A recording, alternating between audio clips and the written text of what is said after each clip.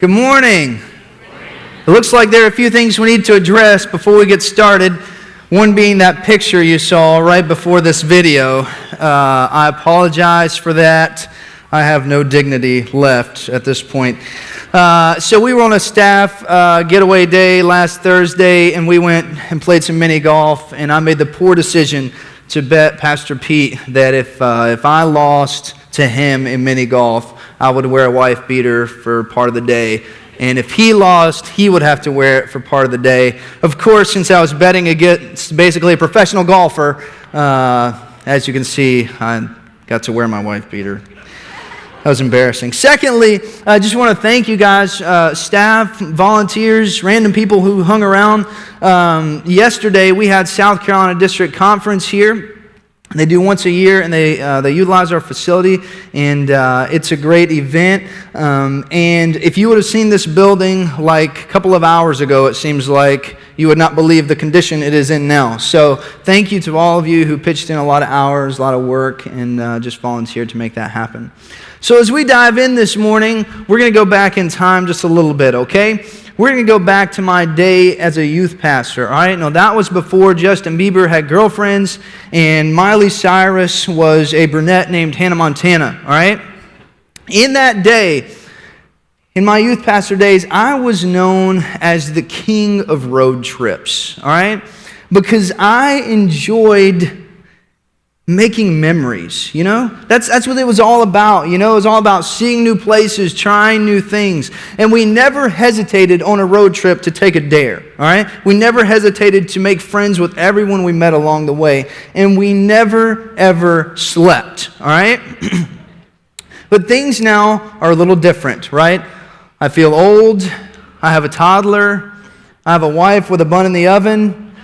And I can't even play a round of Yahtzee without pulling a muscle somewhere, all right? So times have changed. But what I can still do is remember this, all right? I can remember some of the ridiculous things we did on some of our road trips. For example, a number of us college boys decided to go to the beach at the end of one semester, and so we were down at the beach for a couple days, and on the way back, don't ask why, I don't know why, we just did, all right? We decided that we were going to all buy 2 liters of soda, all right? So the challenge was everybody had to have a 2 liter of soda, and you had to drink the entire thing before we got back, right? Not so bad. The catch was no potty breaks, all right? So 6-hour road trip, had to drink a 2 liter, no potty breaks, all right? There were tears and there was wailing, but we made it, all right? Mission accomplished, all right? Or maybe things like I was on a missions trip in Michigan with a van load of teenagers and an overly zealous college student, and they were all tired and ready to get home. We've been there for like 10 days, and they said to me, let's leave tonight. Not tomorrow morning, let's leave tonight. They said, we'll stay up all night with you because you have to drive. We know, it's hard on you. You have to drive. We'll stay up all night. It's going to be a blast. We'll be home by late morning tomorrow when we thought we were going to leave here. It's going to be great. As you can imagine, within about 45 minutes of leaving, there was not a creature stirring in that car. And that was the longest night and about 14 hours of my life, all right, on that road. Or maybe memories of like a family vacation when we went to Niagara Falls. I think I was in middle school, high school, and we're passing through Chicago. And my dad always tried to use these, teaching moments. He said, kids, this is nicknamed the Windy City, right? He said, let me roll down my windows and show you why. So he rolls down the windows, and we're like, okay, cool, Dad. Mind you, this is the dead of winter, okay? Dead of winter. And so he rolls down the windows, and his window actually never went back up. Not sure what happened, but we went from there to the Canadian border and back with our teeth chattering the whole way, all right? So, just memories, crazy memories of things that happen when you're on a road trip, right? But some of my best memories are when things really go awry, when you're like, do we turn left or do we turn right? Do we continue straight or do we exit now? Because I am one of the few people left that remembers the era before GPS devices, all right? I used to use this thing, and still use on occasion, called an atlas, all right? Now, I know that not many of you are going to know what this looks like, so we put kind of a picture on the screen, and I wanted to show you guys. I had to duct tape mine before I came up because I was losing Alabama. And this is an atlas, right? And this is what people used to use before they had, TomTom or Magellan or Siri or whoever you carry around with you, all right? And as a college student, I was on ministry team at Southern Wesleyan. And so what that is we traveled around, a group of us in a van, 5 or 6 of us, and we worked youth camps all up and down the East Coast to represent the school, to try to recruit these students to come back to college where we go. And before we left, because we would leave for weeks at a time, we would print off all our directions to get from camp to camp. We'd print them off on MapQuest, right? I know, another outdated item, all right? But that's what was at the time. So we'd print them out, and those would be our lifelines through the summer, all right? But about our second year in, we decided this is kind of lame. All the work's done for you. We have nothing to do. We're in the car for hours and hours and hours at a time. So we bought ourselves an atlas, and we decided it'd be more fun to try to strategize our own routes, all right?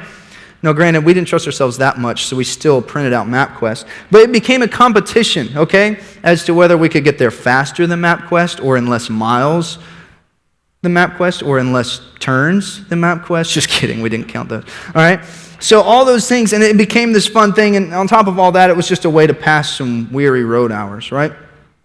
Now, I know now that times have changed, okay, and very few of us would ever get out on the highway without the Magellan, the TomTom, or Siri, and most of us honestly have turn-by-turn navigation literally, in our hands, on our cell phones and our tablets. So kind of flipping these giant pages of the atlas is a little bit a thing of the past. But one thing has stayed the same, all right? Whether we're flipping the pages of this atlas or whether we're being yelled at by an annoyingly calm electronic woman saying, make a U-turn or recalculating, all right? Whatever we're using, there still comes sometimes those moments, all right? Those moments that I'm going to call a dilemma of faith. The moment where it really may not feel right to go left when it's saying left, or it may not feel right to go right when she says right.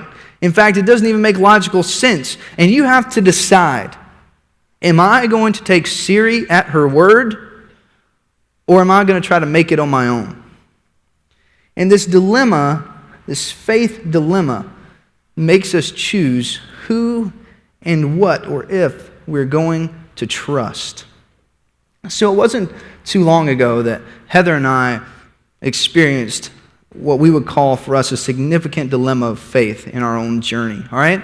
We were rolling along on life, and enjoying, we had just had Jackson not too long ago, and just kind of really enjoying what it's like to have your first child and changing diapers, all that kind of stuff. And all of a sudden, we got one of those navigational moments that we just felt like didn't make sense. We felt God just putting something inside of us saying that it may be time to consider ministering someplace new, someplace different. And for us, it was one of those moments where we were like, what? Turn left, or U-turn, no way. You know what I mean? It just wasn't on our radar. It didn't make sense. It didn't seem logical. I mean, we had worked and worked to kind of renovate our house into something that we loved. We had this tight-knit community of people that we were enjoying doing life with. We had built relationships, and we felt like we were making an impact in the community. And honestly, I'd just been kind of adjusted in my role at the church and was really enjoying that. But after loads of just conversation and prayer, we decided that it was time to start the process of creating closure at our current church and begin looking for what would be next. So we were totally humbled by God just blessing us with numerous opportunities. But we had an unusual attraction to the ministry and mission here at Alive. In the next couple of months, we faced numerous dilemmas of faith. In the next couple of months, we had times where we had these job offers, but we had to turn them down because we felt so confidently that we were supposed to be here at Alive, and we didn't have an offer from Alive yet. And I would venture to say that this was a very tough season for us as far as just our faith was challenged, and we grew in our faith through that time, probably more than any other time in my life. And God blessed our obedience. And listen, even though the processes or the timeline wasn't exactly what we had planned in our mind, we ended up, through our obedience, ended up being here and alive. And we were able to be surrounded by a community that we love. And we were just so thankful to be partnering with you guys to reach our 96,000. But to get to this destination, we had to decide who was going to steer our lives, us or God. Who was more likely to run our life into a ditch or some other unfortunate destination, me or God? Dilemma of faith. You see, all of us have faced some kind of dilemma of faith in our lives. We've all been in situations where we have to decide if we're going to take someone at their word, and then how do we respond accordingly? Maybe it's a husband or a wife, boyfriend or girlfriend who say they love you just after they caused you some great pain. Maybe it's a friend and trying to trust them again after a breach of confidence. Maybe someone you highly respect has spoken affirmation into your life, and now you have to decide what you're going to do with it, what your next step in your life, your career is going to be. Those are all kinds of dilemmas of faith. How about when we read God's Word and we read about a God that loves us more than we could ever imagine, but we question Him. We question Him because a family member is suffering or even died too soon, too young. Maybe you've sensed Jesus telling you to volunteer in children's ministry. Or maybe you're like me and you fear large quantities of small children. You see, we all experience dilemmas of faith, but how we respond to them is pivotal. The decisions we make in faith dilemmas determine direction for the rest of our lives. A few weeks ago, in this very room, this service, we prayed over a young lady who felt Jesus call her to work with refugees in Sudan and orphans in Turkey. And we were all able to experience publicly how she responded to her dilemma of faith. That moment when she felt Jesus say, "Taryn, I want you to minister to hurting people all over the world." And each of us have to ask ourselves, how are we going to respond to Jesus when He gives us a calling or a command? When He calls us to reach out to our neighbor, or to give generously, to send an encouraging note, or maybe even have a difficult conversation, how do we respond?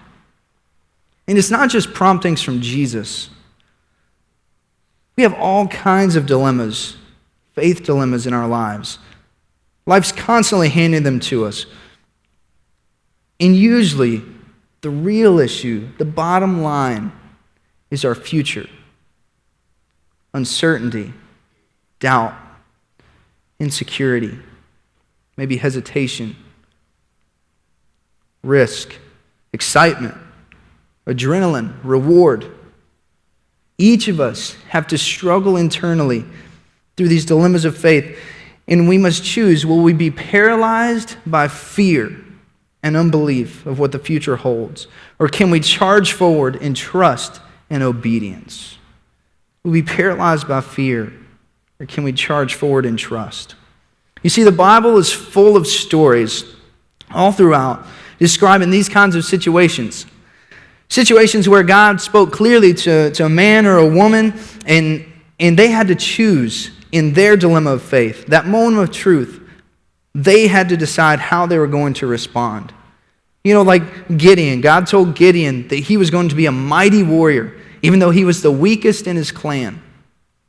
God told Sarah, Abraham's wife, that she was going to have a child, even though she was quite old and had been barren.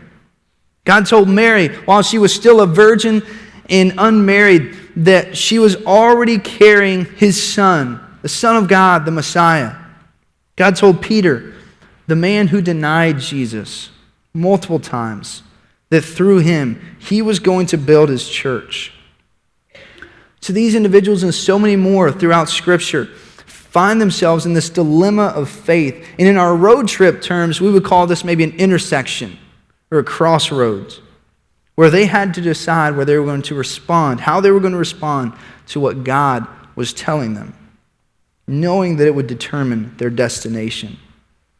You know, Pastor Matt kicked off this series last week with John chapter 3, talking about Nicodemus, and how Jesus had this encounter with Nicodemus and led him to an intersection, led him to a place where he had to make a decision, because Jesus told Nicodemus that he was going about this religion thing all the wrong ways. He was making all the wrong turns.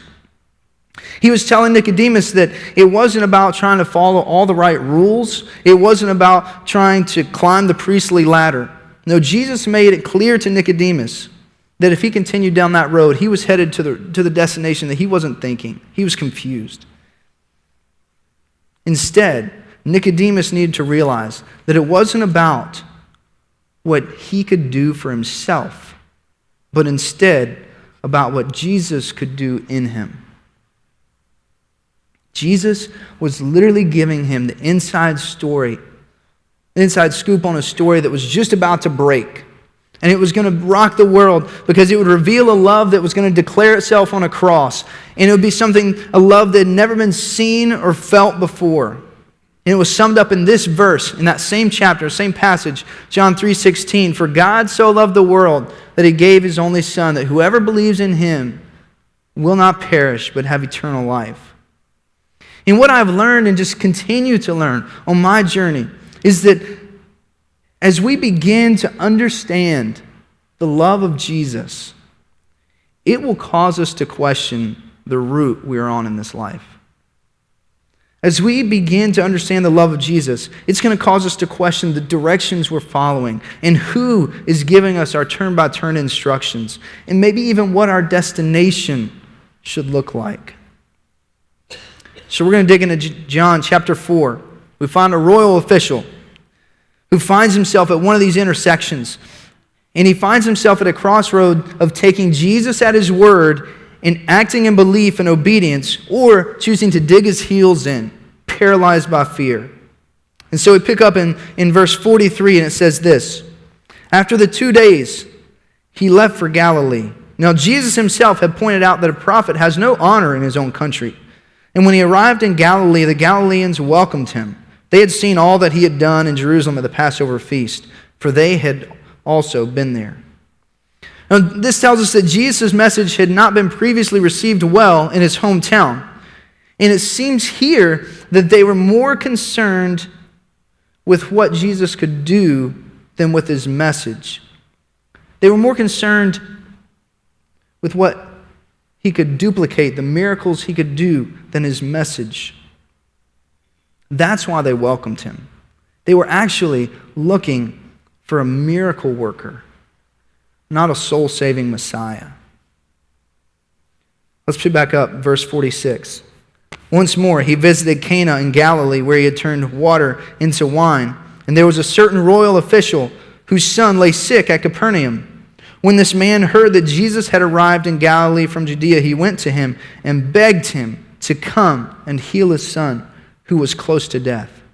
All right, so here we see this royal official, this officer in Herod's army, and now a desperate father who had traveled, to our best study, about 20 miles, either on horseback or on foot, and he was risking not even being by the bedside of his dying son. Maybe he could even miss his last breath. This man is in desperation mode. My guess is that this official probably had access to the best care available at the time. He probably had access to the most knowledgeable doctors of the day, but that wasn't enough. Nothing this man had tried had been enough. And I imagine that for this kind of guy, that was a humbling experience. Probably a humbling experience for a man who probably spent his day solving big problems. Probably a man who had a line of people who were at his beckoning call. But none of them could help him now. And so all he has is hearing of this man named Jesus that had been traveling all over the countryside. healing all kinds of diseases, giving sight to the blind, and speaking the lame to walk. And the official decided that Jesus was his last hope, last effort. So let's pick up verse 48 and hear Jesus' reply. He says, "Unless you people see miraculous signs and wonders," Jesus told him, "you will never believe." The royal official said, "Sir, come down before my child dies." Jesus replied, "You may go. Your son will live."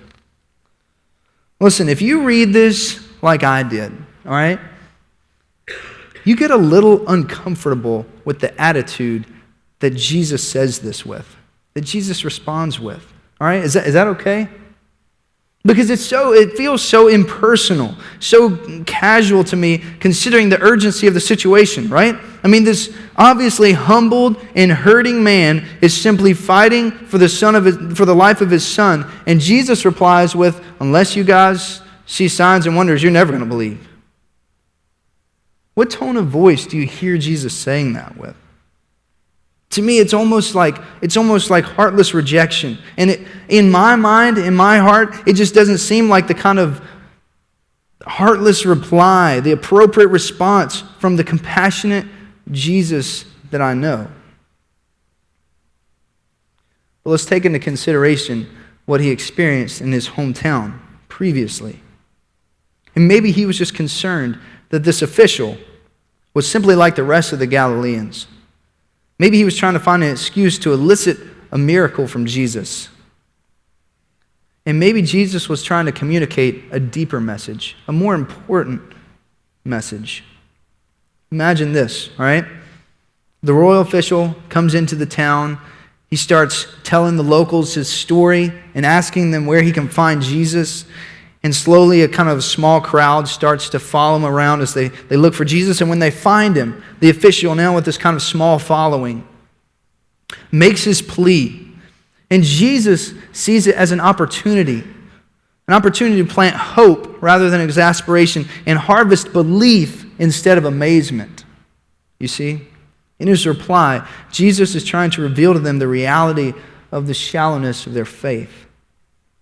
And I'm still intrigued with the rest of the conversation because the official, whom I guess is probably not used to being talked down to or talked back to, and count that in with all the emotions of his dad, scared dad right now, I would imagine that he would reply with some kind of anger or frustration or something, attitude. But he doesn't. And he simply says, "Sir, come before my child dies." It's obvious that this man is not concerned with Jesus' message. He's not concerned with Jesus' theology. He's even not concerned with following him. This man is simply there to save the life of his son. And I love Jesus' response because I feel like Jesus sees the pain in his eyes and feels the heavy burden that this man is carrying. And Jesus doesn't ask him to hit his knees and to repeat the sinner's prayer. He doesn't ask him to proclaim allegiance to him or any of that. Instead, he simply says, "Go, your son will live." He simply addresses the man's need and says, "Go, your son will live." You know, some of us, when we read this, are probably a little prone to feel that Jesus dismissed the official by basically saying, "Go away, your child will be fine." But Jesus was doing so much more than that. Jesus was not dismissing him. Jesus was actually creating a dilemma of faith, creating that intersection or that crossroads for this royal official. He's creating this crossroads that says, would the official need security or proof from Jesus, or would he trust Jesus enough to take him at his word? You see, I see it like this. If the father refused to return to Capernaum without taking Jesus with him, he would be showing that he didn't believe Jesus and quite possibly receive no benefit because of his distrust. On the other hand, if he follows Jesus' order, he would be returning to the boy with no assurance his son would be healed. And so he's forced into this difficult intersection on insisting on whether he's going to insist on evidence, revealing disbelief, or exercising proof, faith with no proof to encourage him. But many of us get this, don't we? Just like with Heather and I, we had to turn down other job offers before we knew Alive was going to work out. That was faith before proof. For many of us in this room, we choose to give our tithe, believing God will provide for the rest of the month, not knowing how or when it's going to come. Faith before proof.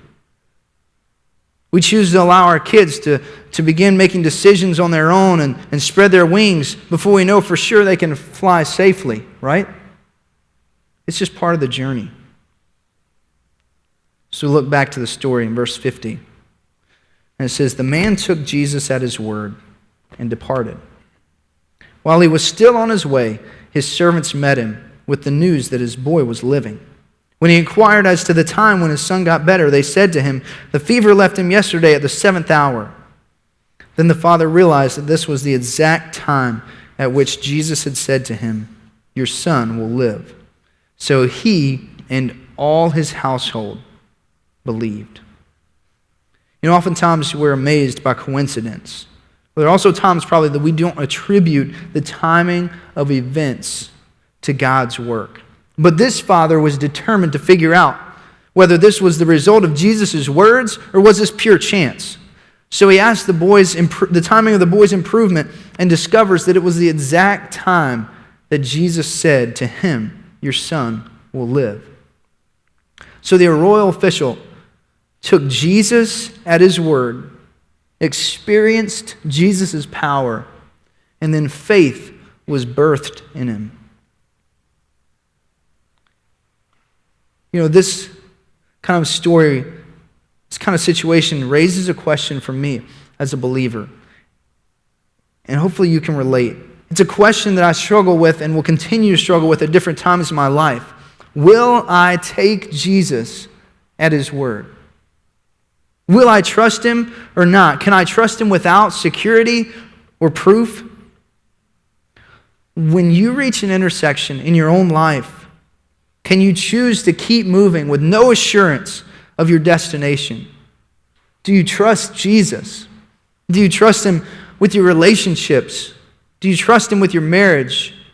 Do you trust him with your children? Do you trust him with your finances? Do you trust him with your sexuality?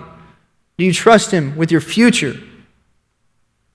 When you find yourself in a dilemma of faith, can you take Jesus at his word? Or do you need proof to obey? Because if you do, maybe some of us are looking for more of a miracle man than a Messiah. Because Jesus' aim is to cultivate genuine commitment. He didn't come to be a genie in a bottle. Jesus promised that man that his son would be well. But he didn't promise you or me that ours would be well. And the reality is that every person that Jesus healed eventually became sick or old and died. Every person that Jesus fed eventually became hungry. And the question is, are we going to continue to live in the place of Jesus being the fixer of our problems?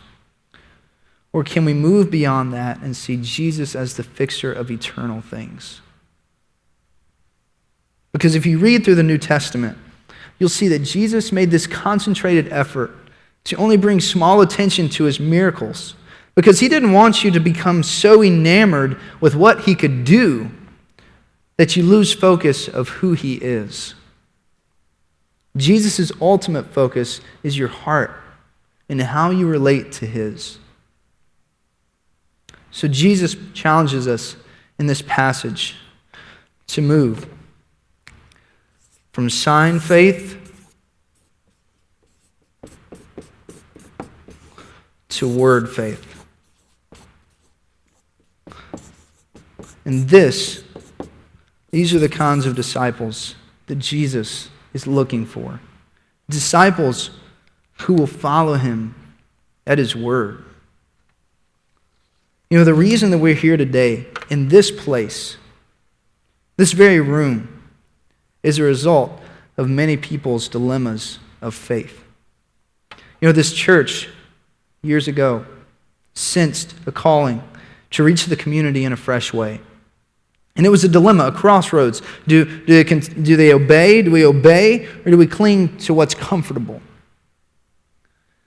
And then Pastor Tom and Lisa, they were pastoring elsewhere, and they were invited to relocate here and become co-pastors. And for them, then they had a dilemma of faith. And many of you have probably heard Pastor Tom tell the story of how he found this, read across this passage in Mark chapter 8 that says, he took the blind man and led him outside the village. And when he had spit on the man's eyes and put his hands on him, Jesus asked, "Do you see anything?" And the man looked up and said, "I see people. They look like trees walking around." And when he read this passage, it was God's prompting in his heart to trust him at his word, even though he and Lisa couldn't see clearly what was ahead of them. People walking around looking like trees. This was his affirmation to their calling. And they found themselves at an intersection. And so Alive Wesleyan Church has chosen time and time again to take Jesus at his word, and this obedience has led to honestly a whole household deciding to believe in Jesus, what we know now as the Alive family, right? It's bigger than what's in this room right now, you know? The Alive family. And when we choose to live by word faith as opposed to sign faith, we have no idea what God might do or how God may use us. And currently, here at Alive, we find ourselves at another crossroads. We find ourselves at another dilemma of faith. Not as individuals so much, but as a family. This church has been built on word faith, and it's led us to where we are now. Those difficult moments of blind obedience have led us to a place where we are able to now begin to have an impact on the community that we never thought was possible. And to be honest, we are continually on our knees thanking God for the way he's shown his power and his blessings, because we're seeing people be saved and be baptized and serving in their communities. But now we as a church, once again, are in a place where we have to choose whether we require evidence and proof before we move forward, or are the words of Jesus enough? Because we have a problem. It's a good problem, but we have a problem. The month of June, just last month, our attendance was running 30% plus ahead of last June. 30%. And God has been blessing us with a steady stream of freshly redeemed lives, as well as even taking believers and individuals deeper into their relationship with him, where they're living more and more biblically in their stewardship. Just this last month in June, there were 4 Sundays, and we took in the same tithe income as we did last June with 5 weeks. I mean, God is working. But the dilemma is that if we continue to run 30% ahead in our attendance, come fall, we could literally have to turn people away from walking through the doors of our church. Because as you can see, there's not really 30% more space in this room. We will have no room for them to hear the gospel and the good news of Jesus Christ and experience the love of this community of believers. So we're at a crossroads. So we have to choose. Will we again take Jesus at his word when he said, "I will build my church"? Will we trust him enough to be open to whatever next step God's calling our church to? Whether it's starting a 4th service or launching a satellite campus or planting a church, or maybe the easiest of them all is to come to an earlier service. Are we willing to trust and obey him? Just like the story of the royal official, the salvation of others could very well depend on our obedience.